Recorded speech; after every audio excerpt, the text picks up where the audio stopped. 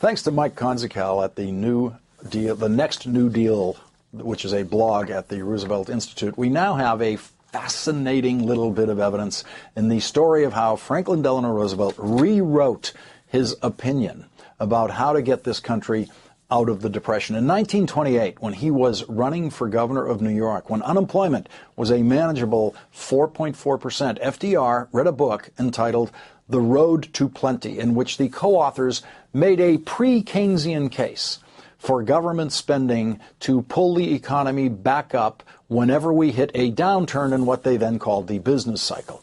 After digesting the book's argument that government could, in effect, help us spend our way out of a recession, FDR wrote in his own hand a very short review on the book's cover page, and here it is. Look at this. Too good to be true, you can't get something for nothing.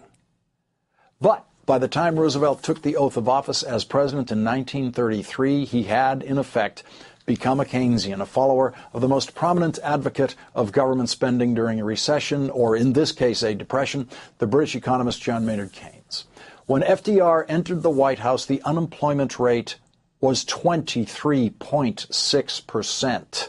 A full-fledged depression was underway. Professor Keynes had written a long piece for The Atlantic during the presidential campaign year entitled The World's Economic Outlook, a piece that was studied by Roosevelt's economic advisors. Roosevelt's call for a so-called New Deal was pure Keynesian economics. The government would put people to work by hiring them directly and by creating private sector jobs, by funding massive infrastructure spending programs, and in a variety of other ways. And here is FDR at his inauguration. Our greatest primary task is to put people to work.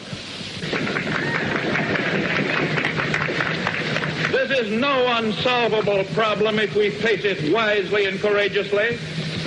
It can be accomplished in part by direct recruiting by the government itself, treating the task as we would treat the emergency of a war, but at the same time, through this employment, accomplishing greatly needed projects to stimulate and reorganize the use of our great natural resources.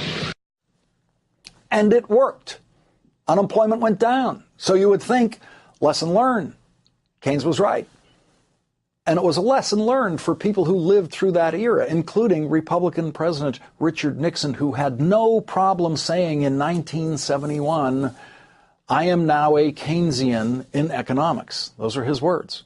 When Nixon said that, he knew that Keynes had been accurately labeled as something of a socialist in his day, and so Nixon knew that admitting to being a Keynesian in economics was admitting to a lot for a Republican, but it was completely non-controversial at that time when he said that.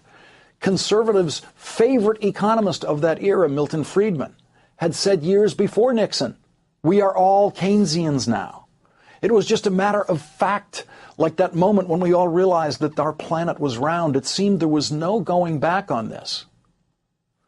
But then this happened.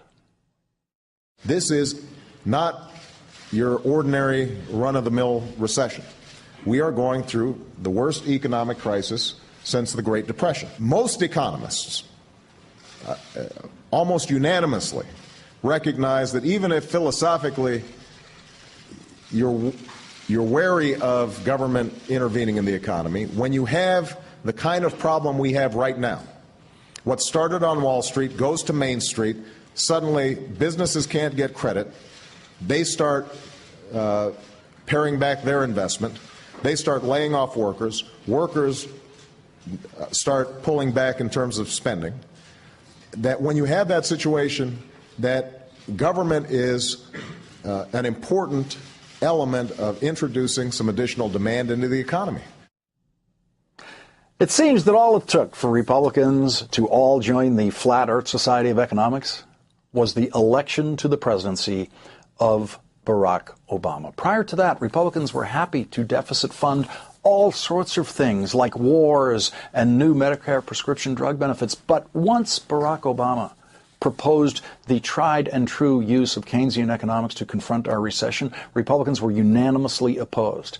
At no point during his presidency has Barack Obama gone on record on the matter of the planet Earth being round, so Republicans have not yet been forced to change their minds about that. President Roosevelt was lucky enough to get a personal tutorial on Keynesian economics by the man himself, John Maynard Keynes.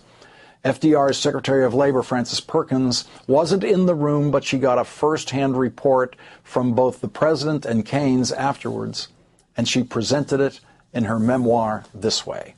Keynes visited Roosevelt in 1934, rather briefly, and talked lofty economic theory. Roosevelt told me afterward, "I saw your friend Keynes. He left a whole rigmarole of figures. He must be a mathematician rather than a political economist." Coming to my office after his interview with Roosevelt, Keynes repeated his admiration for the actions Roosevelt had taken, but said cautiously that he had supposed the president was more literate economically speaking. He pointed out once more that a dollar spent on relief by the government was a dollar given to the grocer, by the grocer to the wholesaler, and by the wholesaler to the farmer in payment of supplies. With $1 paid out for relief or public works or anything else, you have created $4 worth of national income. I wish he had been as concrete when he talked to Roosevelt, instead of treating him as though he belonged to the higher echelons of economic knowledge. And we can only wish that Professor Keynes was still with us to help straighten out Republicans like Paul Ryan, who mistakenly believe that they belong to the higher echelons of economic knowledge.